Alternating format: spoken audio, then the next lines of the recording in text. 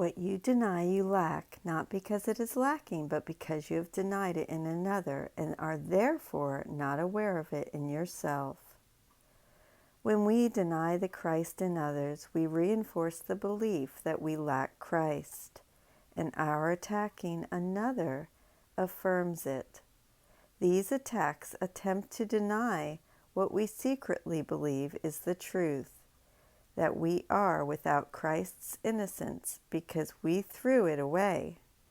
Rather than deal with the awesome guilt of our sinfulness, we push responsibility for it onto others and attack them for it, all of which denies the atonement principle that states no lack is possible anywhere in the sonship.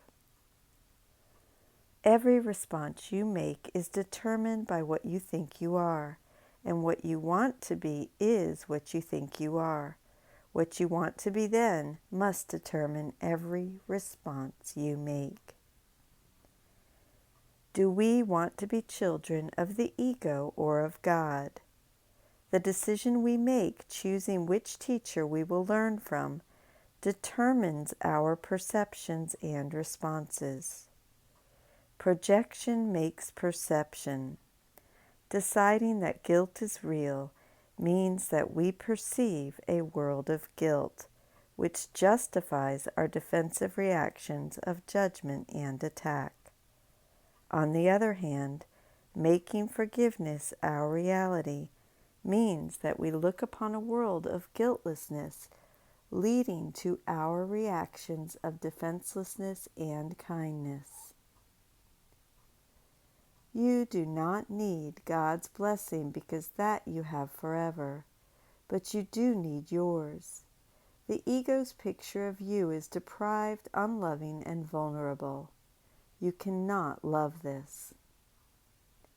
In truth, we cannot love a self that is unlovable, yet paradoxically we love this deprived, unloving, and vulnerable self-portrait because in the presence of real love we do not exist as individuals.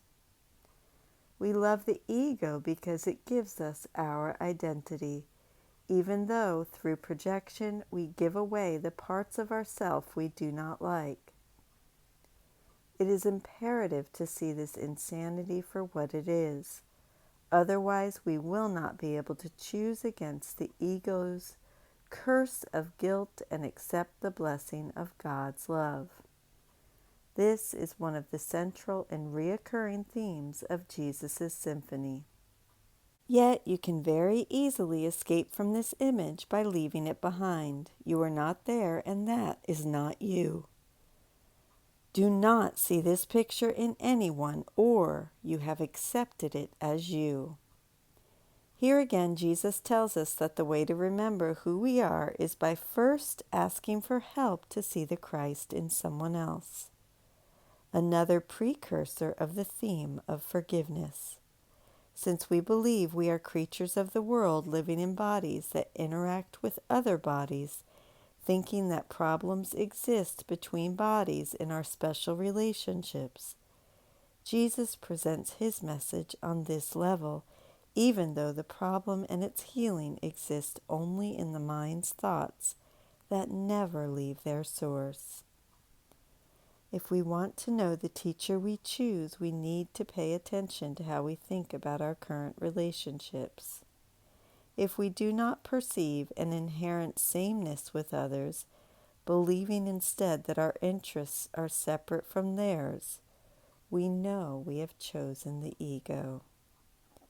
This is helpful information because even though we may not choose to let our misperceptions go, we can at least know what we have done. The first step in correcting the mind's mistaken choices. As we see how our bodies misperceive the bodies of others, we are gently led by the Holy Spirit to the realization that what we see in them is a projection of the mind's decision for the ego, a decision we can now happily change. All illusions about the sonship are dispelled together as they were made together. Teach no one that he is what you would not want to be. If I am angry at you, I state that you are an ego and I am Christ. My innocence versus your guilt. Yet, if I accuse you of sin, I must be accusing myself as well, since we are one. Jesus helps us expose the viciousness of the projections the ego said would save us. Projecting guilt does not attack another. It attacks us. For it is an attack that exists only in our minds. As we see more and more what we are doing, harboring grievances will result in feelings of increasing upset and disquiet. These will help us learn to associate attack with pain, forgiveness with joy.